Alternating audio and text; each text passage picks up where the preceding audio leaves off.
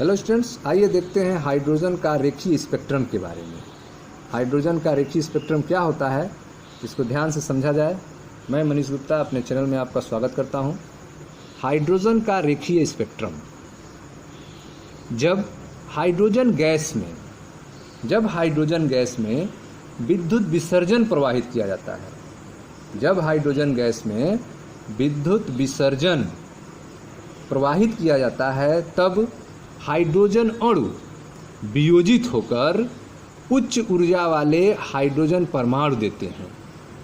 ठीक है, जब हाइड्रोजन गैस में विद्युत विसर्जन प्रवाहित किया जाता है, तब हाइड्रोजन अणु जो हैं वे वियोजित होकर उच्च ऊर्जा वाले हाइड्रोजन परमाणु देते हैं, जो विविक्त आवृत्तियों वाला विद्युत चुंबकीय विकिरण उत्सर्जित करते हैं।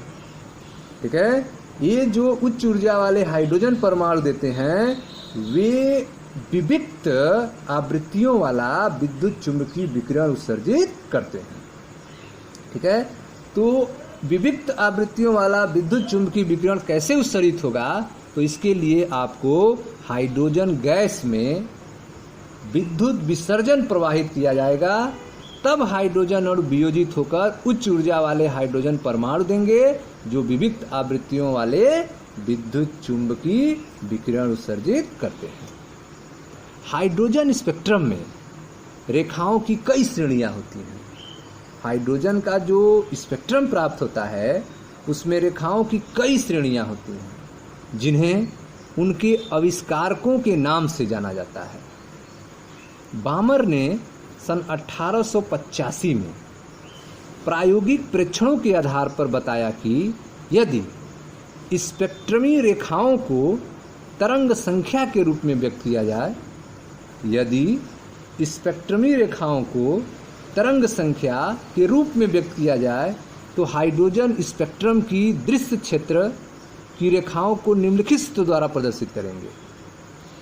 ठीक है, न्यू बार बराबर 109677 1/2 का स्क्वायर माइनस 1/n का स्क्वायर पर सेंटीमीटर। ठीक है, बामर ने सन 1885 में प्रायोगिक प्रेक्षण के आधार पर बताया, यदि स्पेक्ट्रम रेखाओं की तरंग संख्या, यदि स्पेक्ट्रमी रेखाओं को तरंग संख्या वेव नंबर के रूप में व्यक्त किया जाए, तो हाइड्रोजन स्पेक्ट्रम की दृश्य क्षेत्र की रेखाओं को निम्न सूत्र से प्रदर्शित करेंगे। वेव नंबर तरंग संख्या न्यू बार बराबर 109677 इन ब्रैकेट 1/2 का स्क्वायर माइनस 1/n का स्क्वायर पर सेंटीमीटर, जहां n एक पूर्णांक है जिसका मान 3 या 3 से अधिक होता है, अर्थात 3, 4, 5 होता है।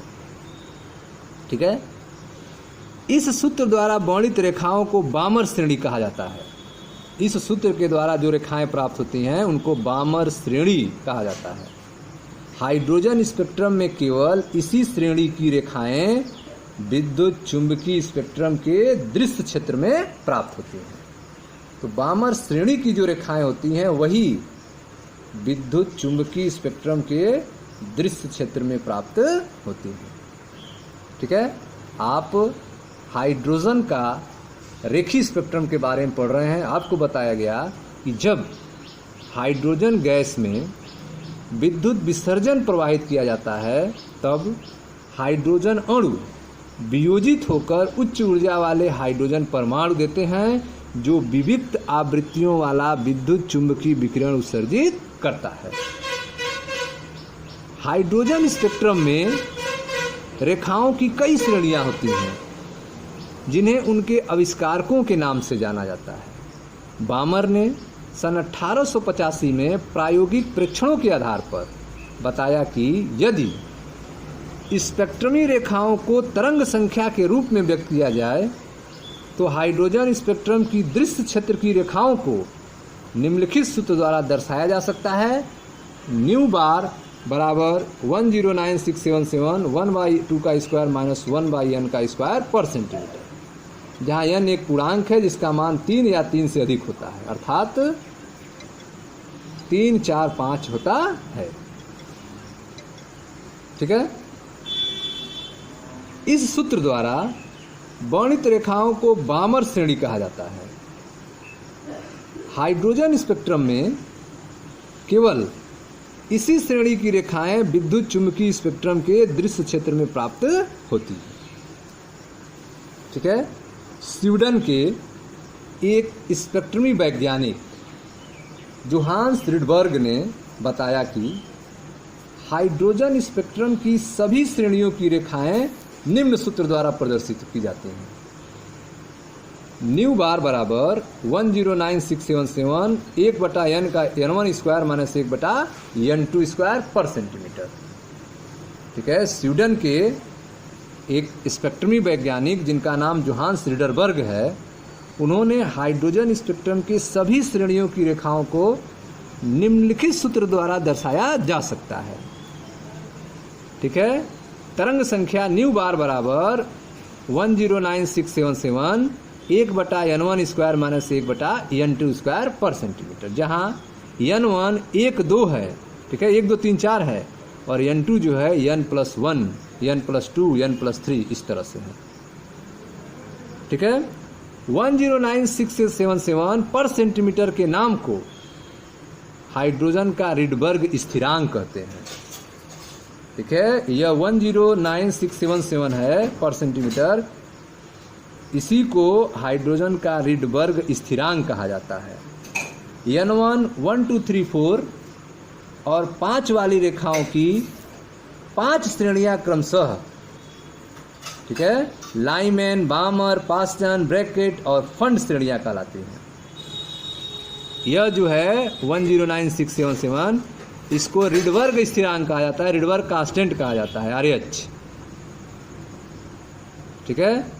n1 जो है वो 1 2 3 4 और 5 वाली रेखाओं की 5 श्रेणियों को लाइमैन, बामर, पास्टन, ब्रैकेट और फंड श्रेणियां कहा जाता है। ठीक है। सारणी 2.3 में हाइड्रोजन स्पेक्ट्रम की ये श्रेणियां दिखाई गई हैं। चित्र 2.11 में हाइड्रोजन परमाणु की लाइमैन, बामर और पास्टन श्रेणियों में संक्रमण को दिखाया गया है। तो आप सारणी देख सकते हैं 2.3, इसमें लाइमन श्रेणी, बामर श्रेणी, पास्टन, ब्रैकेट और फंड श्रेणी को दिखाया गया है। n1 का मान अगर 1 होगा तो n2 का मान 1 से अधिक होगा, n+1 होगा, n+2 होगा। ठीक है। 2 3 यह सब होंगे, इसको लाइमन श्रेणी कहा जाता है। n1 का मान 2 होने पर बामर श्रेणी कहेंगे, n2 का मान यहाँ पे 3 4 5 होगा। पास्टन में n का मान 3 होता है, n1 का मान 3 होता है और n2 का मान 3 से अधिक होता है, 4 5 6। ब्रैकेट में n1 का मान 4 होता है और n2 का मान 5 6 7 यह होगा। फंड में n1 का मान 5 होता है और n2 का मान 5 से अधिक 6 7 8 यह सब होते हैं। लाइमन श्रेणी जो है पराबैंगनी स्पेक्ट्रम के क्षेत्र में आती हैं। बामर श्रेणी जो है दृश्य स्पेक्ट्रम के क्षेत्र में आती हैं। पास्टन श्रेणी जो है औरक्त में आती हैं। ब्रैकेट भी औरक्त में आती हैं, फंड भी औरक्त में आती हैं। ठीक है। लाइमन, बामर और पास्टन श्रेणियों के संक्रमण को इस फिगर में आप देख सकते हैं, जिसमें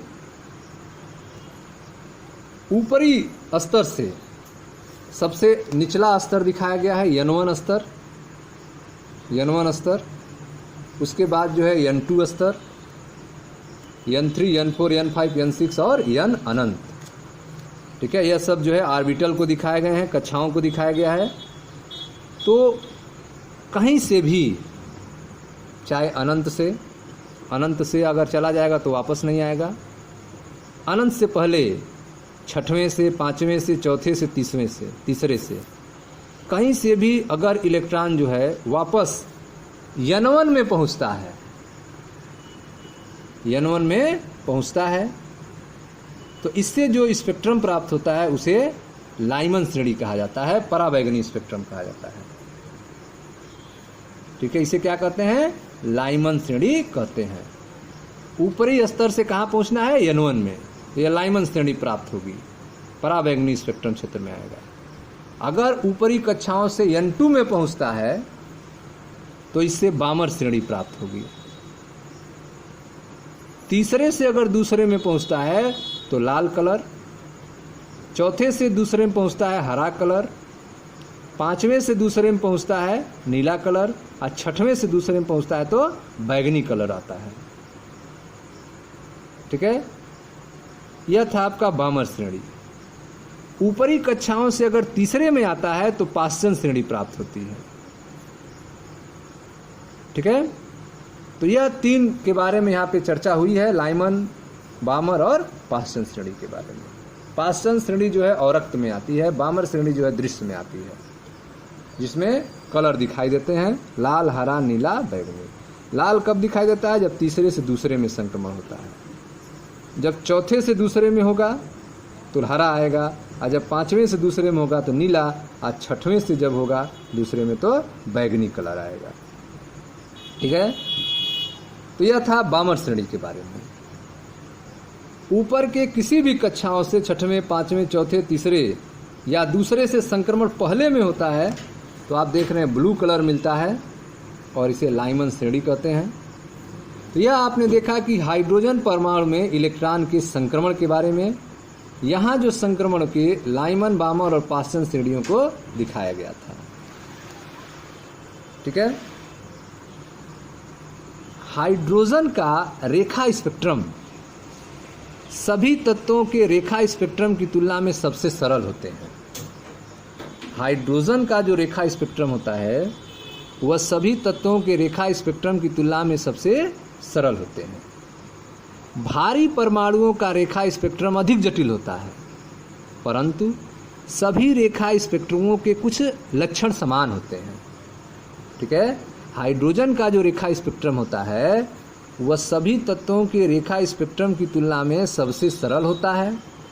भारी परमाणुओं का रेखा स्पेक्ट्रम अधिक जटिल होता है, परंतु सभी रेखा स्पेक्ट्रमों के कुछ लक्षण समान होते हैं। जैसे पहला, प्रत्येक तत्व का रेखा स्पेक्ट्रम विशेष प्रकार का होता है।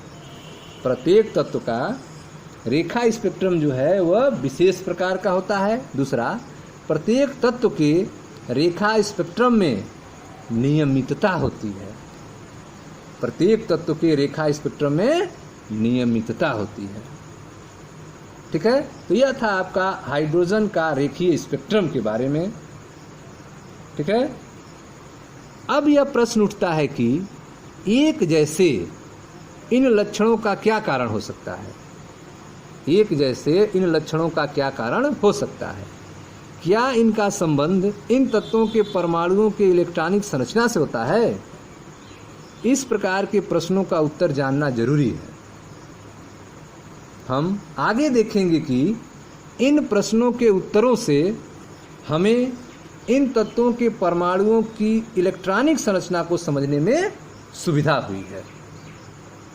ठीक है स्टूडेंट्स, तो यह था हाइड्रोजन के रेखीय स्पेक्ट्रम के बारे में, जिसमें आपने रेखीय स्पेक्ट्रम में हाइड्रोजन स्पेक्ट्रम जो आपने पाया, सभी श्रेणियों के लिए एक सूत्र पढ़ा तरंग संख्या निकालने का। वेव नंबर न्यू बार बराबर 109677 1/n1 square minus n/n2 square पर सेंटीमीटर, जहाँ 109677 जो है रिडबर्ग स्थिरांक कहलाता है। ठीक है, उसके बाद आपने हाइड्रोजन के स्पेक्ट्रमी रेखाओं के बारे में पढ़ा, जिसमें लाइमन, बामर, पाश्चन, ब्रैकेट और फंड के बारे में पढ़ा। मिलते हैं नेक्स्ट वीडियो में, जहाँ हाइड्रोजन परमाणु के लिए बोर मॉडल के बारे में चर्चा होगी। Thank you.